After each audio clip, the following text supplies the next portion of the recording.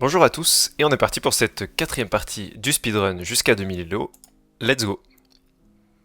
Alors ici on a les noirs et on joue contre Darman Drazen, 815 Elo qui nous vient d'Inde. Et il nous joue un coup un peu particulier, en envoyant un pion de l'aile comme ça avec H4. Donc on va rien faire de sorcier, on va juste mettre un pion au centre. Ici on aimerait bien mettre un deuxième pion au centre. Que va-t-on faire? Écoutez, moi j'aime bien jouer en mettant tous mes pions au centre dès que j'en ai l'occasion. Bon, pas tous évidemment, pas ceux qui sont du côté de là où j'ai envie de rocker. Bon, finalement, c'est peut-être pas un si mauvais coup, on verra un petit peu ce que ça donne après, mais bon, je développe mon cavalier, je contrôle le centre, les deux cases du centre. Très logique. Alors ici, c'est un peu bizarre. C'est un peu bizarre. Bon, j'ai la poussée déjà à laquelle je pense, pour pouvoir chasser son fou. Donc là, le coup qu'il vient de faire est très bizarre. Pourquoi? Parce qu'il vient bloquer en fait le pion qui est juste devant le roi. Il vient bloquer son développement en fait. Ce fou ici est un petit peu enterré, à moins qu'il le mette ici en fianchetto. Donc pourquoi pas, mais je trouve que ça bloque un petit peu les pions devant son roi, donc c'est pas extraordinaire. Alors, moi je vais juste me développer. On va sortir l'autre cavalier. Ok, donc il fait un petit peu ce à quoi j'avais pensé. On va sortir notre fou comme on a l'habitude de le faire, derrière la ligne de pion. Voilà, on se développe. Rien de sorcier. On pensera quand même à pousser le pion. Ah, bon.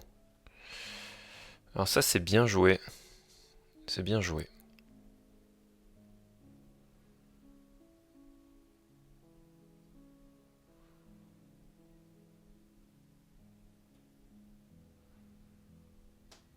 Alors, là, je peux soit prendre le pion, il va reprendre du cavalier, et à partir de ce moment-là, en fait, j'ai envie de jouer sur ce petit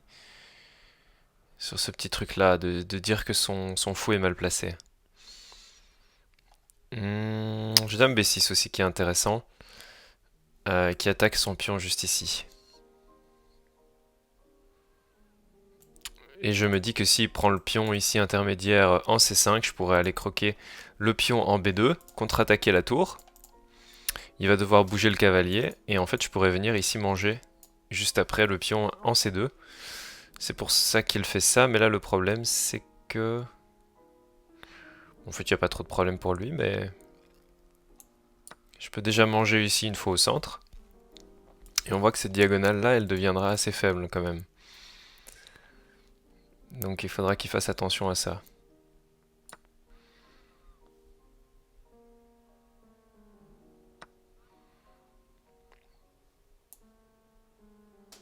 Alors...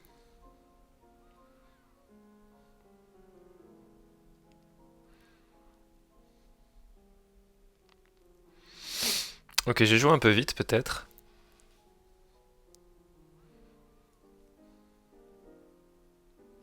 Ici je regarde les échecs. En fait, si je mets son roi en échec, le problème c'est qu'il peut jouer pion C3. Mais peut-être que j'aurai le coup intermédiaire fou prend cavalier pour éliminer le défenseur du pion et pouvoir m'en prendre au pion après, mettre en échec et gagner la tour. Maintenant sur fou prend cavalier, il peut prendre le fou intermédiaire, ce sur quoi je pourrais bêtement prendre du... Ok, je pense que ça m'a l'air assez bien en fait, cette séquence. Je vais venir mettre le roi en échec, alors il peut juste bouger son roi, hein. Mais... Alors, je voulais reculer mon fou avant, mais le problème c'est qu'il y avait pion en H5 qui m'enfermait le fou. Donc voilà, on va faire un petit peu la petite séquence dont on avait parlé. Alors là, il a tout intérêt, je pense, de toute façon, à prendre le fou. Mais on le reprendra de la dame sur échec. Et on verra un petit peu comment ça se passe. Alors on a toujours la case quand même E4 pour notre... Ok, mais là on gagne une pièce du coup. Roi bouge et dame prend. Oula.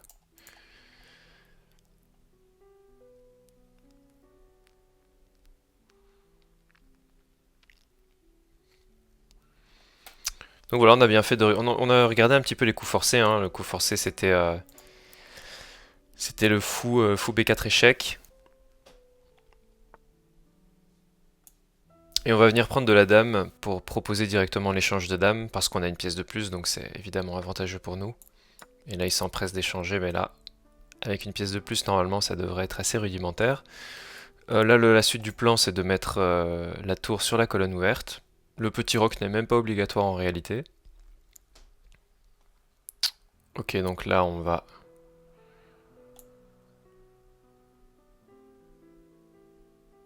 déplacer notre fou. Alors j'aurais pu le mettre hein, en E5. J'aurais pu le mettre aussi en B6, tiens. Ça aurait été pas mal. En fait, j'aurais pu le mettre en B6, ça aurait peut-être été mieux. Néanmoins, voilà. Alors je pourrais jouer fou D7, mais je me mets en phase de clouage. Donc je préfère ne pas le faire. Mais je vais directement décaler le fou, en fait. J'ai envie plutôt de laisser la tour accéder à la colonne ouverte. Comme ça, s'il joue un petit coup de roi F2, je pourrais toujours tout de suite le mettre en échec. Ok, alors ça c'est plutôt bien joué. Mais je peux laisser comme ça et reprendre du cavalier pour l'instant. Après, il pourra toujours avancer son pion. Mais ici, il y a une micro-fourchette, hein, il faut pas oublier ça. Donc il faut peut-être qu'il pare la menace avant. Bon, voilà. C'est pas une micro-fourchette, c'est quand même une belle fourchette.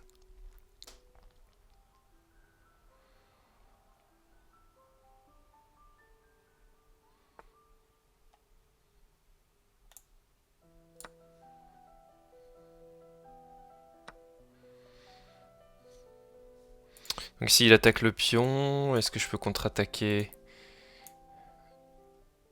Je peux donner un échec ici, il peut pas protéger avec la tour, il doit jouer ou bien roi ici ou bien roi là pour protéger son fou. Au moins je fais reculer un peu son roi. La tour peut pas accéder sur les cases noires ici. Donc ici le fou il n'attaque plus mon pion, donc c'est intéressant pour moi. Écoutez, je vais me mettre sur case noire pour éviter tout problème avec le fou de case blanche, libérer la place pour ma deuxième tour, et m'empresser de venir proposer un autre échange de tours, qui serait complètement défavorable pour lui bien sûr, il n'a pas tour ici. Donc il a plutôt ces deux cases là pour la tour, mais c'est extrêmement passif. Donc... Ah oui, d'accord. Ça c'est intéressant. C'est intéressant.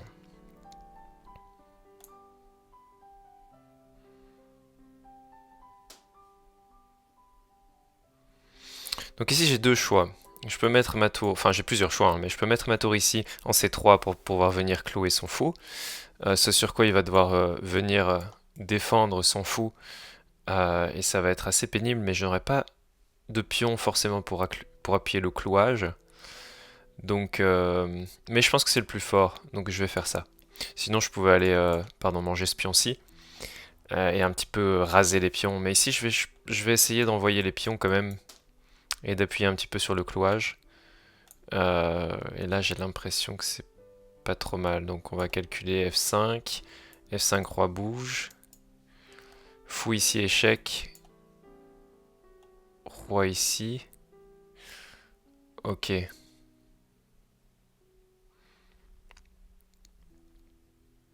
j'ai pas forcément de quoi appuyer le clouage. Donc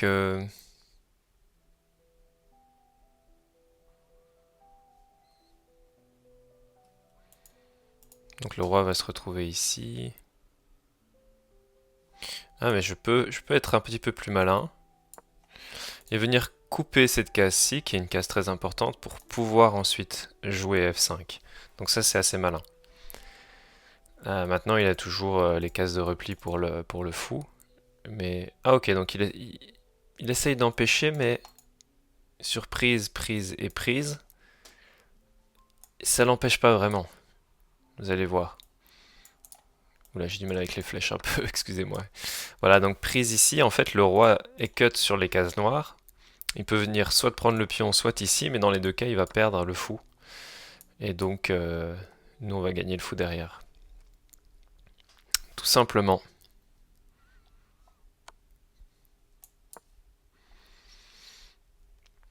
Donc on bouge le roi. Ici, on va essayer de trouver l'échec et mat le plus rapide.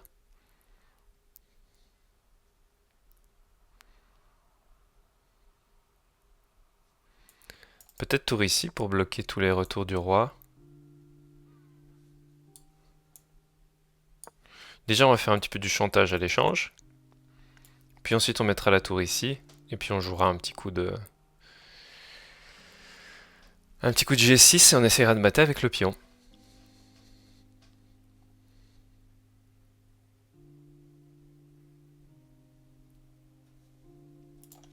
A noter que la case ici G1 est bloquée pour sa tour, ce qui serait quand même une case intéressante.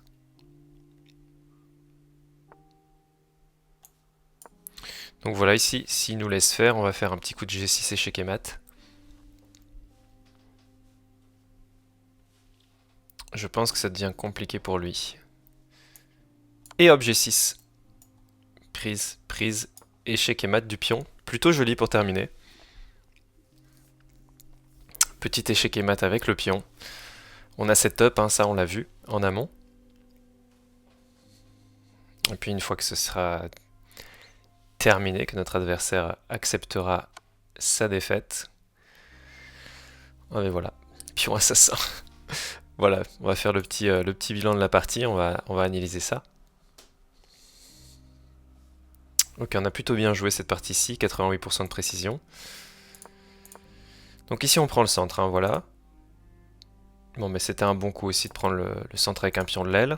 On développe notre cavalier, logique. Et ici on voit que son coup de fou n'est pas terrible, mais il est pas... C'est pas non plus perdant, directement. Donc on développe notre cavalier. Et là j'avais pas vu, mais effectivement, en fait, mon pion est en prise. Donc ça, c'est un petit peu ma faute. Je ne vois pas ça... Donc dès son coup de fou, en fait, il attaquait directement mon pion. J'aurais peut-être dû...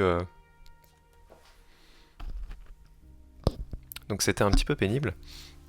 J'aurais peut-être dû faire quelque chose. Bon, finalement, ça n'a pas été pris. Donc il faudra que je fasse attention la prochaine fois. Mon coup de dame n'était pas le meilleur non plus.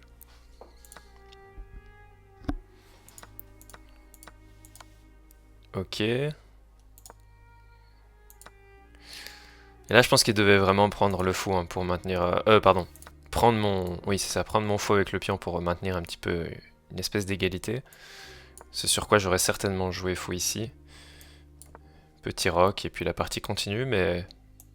J'ai quand même mon pion de plus. Mais ici, on voit que... Reprendre le fou de case blanche était quand même une erreur, parce que ça me permettait de prendre et de gagner une pièce derrière. Et puis à partir de ce moment-là, bah, la partie était quasiment terminée.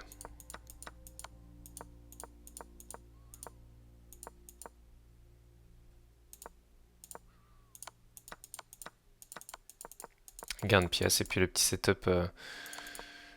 setup du mat avec le pion. Et ben voilà, c'est tout pour cette partie-ci. On est déjà à 836 élos. Bon, on se rapproche petit à petit à notre aise des 900. Et puis on verra comment ça se passe après. Merci beaucoup d'avoir regardé. Et à bientôt pour la prochaine vidéo. Ciao, ciao!